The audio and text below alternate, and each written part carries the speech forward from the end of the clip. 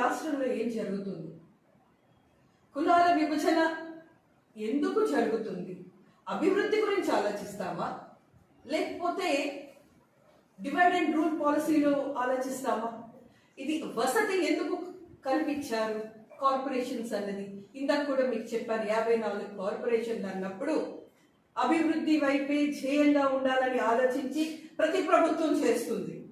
మేము కూటమిలో చంద్రబాబు గారు ప్రత్యేకించి జనసేన తరపు నుంచి, మేము పవన్ కళ్యాణ్ గారి తరపు నుంచి, అందరం కూడా బీజేపీ తరపు నుంచి అందరం కూడా ఆలోచించేది అభివృద్ధి అభివృద్ధి అభివృద్ధి. అలాంటిది కులాలను విభజిస్తూ ప్రతి క్రైమ్ ని, నేను ఒక లాయర్ నండి, ఈ కార్పొరేషన్ చైర్పర్సన్ ఏం పని అని కొంతమంది ప్రశ్నించవచ్చు. నేను ఒక అకౌంటబుల్ పర్సన్ ని, ఒక ఓటర్ని, అలానే ఒక లీడర్ని, లాయర్ని, ఒక మహిళగా, ఒక సామాజిక స్పృహతో, ఒక బాధ్యతతో నేను ఈరోజు కొన్ని విషయాలు మీకు చెప్పాలి. జనరల్గా నేను కార్పొరేషన్ మీటింగ్స్ మాలనే చేసుకుంటా, ఎప్పుడు ప్రెస్ ముందుకి రాలేదు. ఈసారి రావడానికి కారణం, ముఖ్యమైన కారణం, ఎంతసేపు కులాలతో ఆడుకుంటున్నారు, పేకాట ఆడినట్టుగా ఆడుకుంటున్నారు. క్రైమ్ కి కులం పెడుతున్నారు, పొలిటికల్ డెస్క్ కి కులం పెడుతున్నారు, అలానే ప్రతి ఒక్క విషయం మీద కాజ్ మీద ఫైట్ చేయడం లేదు. కాజ్ మీద ఫైట్ చేస్తే ఎన్డీఏ కూటమి ఎప్పుడు కూడా బ్రహ్మరథం పడతాం, తప్పకుండా అందరం సపోర్ట్ చేస్తాం. ఏదో చేస్తున్నాము కదా చేతకాని వాళ్ళలాగా అనుకుంటున్నారేమో. ఒకవైపు నుంచి చూస్తే అక్కడ జడా శ్రవణ్ గారు, నేను ఈరోజు ప్రత్యేకించి డైరెక్ట్గా చెప్పిన జడా శ్రవణ్ గారు, అలానే ప్రశ్న శ్రావణ్ గారు, ఇంకా నల్లకోట వేసుకొని చెప్పుకొని ఎంత ప్రాక్టీస్ ఉందో నాకు తెలియదు, కానీ ప్రతి ఒక్కరు కూడా ఇష్టం వచ్చినట్టు మాట్లాడుతున్నారు. అది ఎవరు?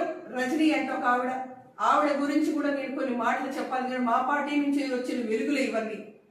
అక్కడ ఒక నామినేటెడ్ పొజిషన్ పడేసి ఉంటే ఈ రోజు అంత మాట్లాడడం జరిగేది కాదు. అలానే వైసీపీ కోవట్ల కింద ఎవరైతే ఈ రోజు మీడియా ముందొచ్చి ఎమ్మెల్యేలు, ఎంపీలు ఒక ఎత్తు, వెనక్కి నుంచి సపోర్ట్ చేసే, అది జడా శ్రవణ్ అవ్వచ్చు, లేకపోతే ప్రశ్న రావణ్ అవ్వచ్చు, జరుగుతున్నాయి. అసలు ఇష్యూస్ చూస్తే ఈ రోజు నడిబొడ్డున, విజయవాడ నడిబొడ్డున మేము కొన్ని విషయాలు లీగల్ గా కూడా నేను ఒక 2 విషయాలు చెప్తాను.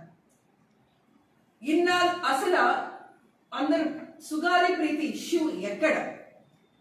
జడా శ్రావణ్ ఇష్యూ ఏంటి? ప్రశ్న శ్రావణ్ ఏంటి?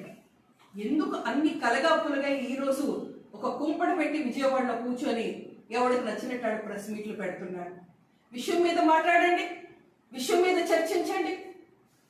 ఎవరికైనా చేసేది, నేను ఇందాక కూడా చెప్పాను, ఈ కార్పొరేషన్లు, కులాలు అనేది అభివృద్ధికి వెళ్ళాలి తప్ప డివైడ్ అండ్ రూల్ పాలసీలో ఎవడు మాట్లాడకూడదు, పద్ధతిగా ఉండదు. అసలు 2017 నుంచి ఈ రోజు వరకు సుగాలి ప్రీతి ఇష్యూని కావడి మీద మోసినట్టుగా మోసి ఇన్నేళ్లు పవన్ కళ్యాణ్ గారు ఇష్యూని పబ్లిక్ లో తీసుకొచ్చారు. సిబిఐ ఎంక్వైరీకి రిఫర్ చేశారు. ఆ తల్లికి కుదిరినంత వరకు సపోర్ట్ చేశారు.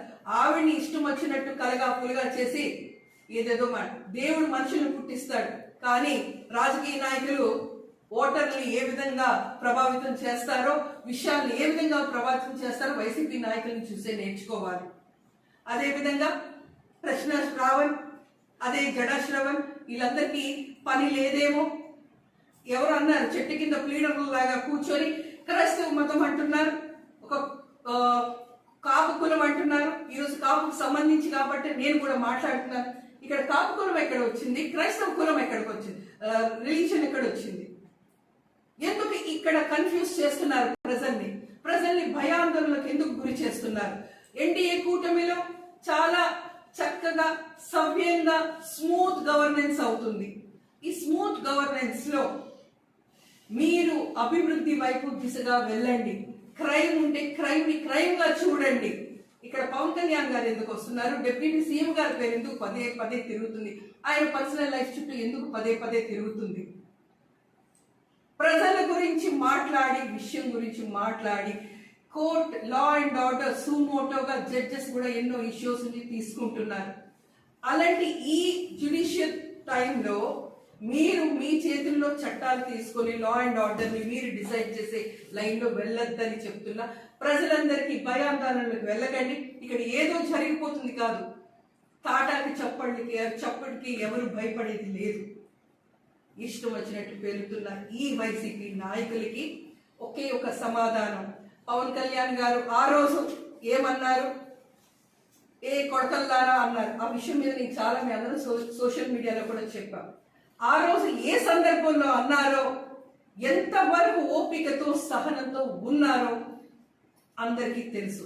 అది మీరిపోయిన తర్వాతే పవన్ కళ్యాణ్ గారు ఆ మాట అనడం జరిగింది. అది ఒప్పుకుంటున్నారే, ఎక్కడ దాక్కోలేదు. మీలాగా అమ్మల్ని, అక్కల్ని, పెళ్ళాల్ని, ఆడవాళ్ళని రోడ్లకు ఎక్కించే స్థాయి మాది కాదు. కూటమిలో women are protected and safe లో తీసుకున్నారు. ప్రశ్న రావాలి. ఆయన విషయంలో హెవియస్ కార్పస్ అని వేశారు.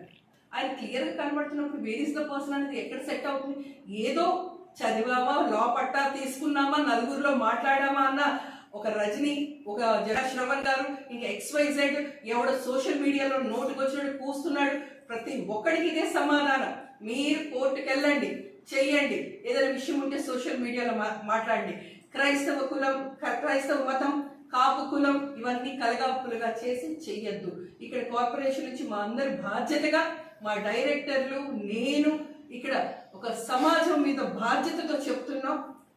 కార్పొరేషన్స్ అనేది, కులాలు అనేది అభివృద్ధి కోసం పెట్టే ఒక ఇది. దాన్ని మీరు క్లబ్ చెయ్యొద్దు. ఇది డివైడ్ అండ్ రూల్ పాలసీ కింద మీరందరూ కూడా చేస్తున్న ఇది. ఒక ఈస్ట్ ఇండియా కంపెనీ అప్పట్లో చేసేది, ఆ శాఖలోంచి వచ్చిందేనేమో ఈ వైసీపీ కులం అనేది.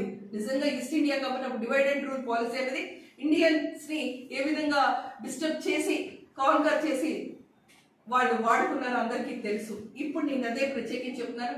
ఇక్కడ ఆంధ్రప్రదేశ్లో ప్రజలు తెలివైన వాళ్ళు, సమయస్ఫూర్తితో స్పందిస్తారు, సమయస్ఫూర్తితో డెసిషన్ తీసుకుంటారు.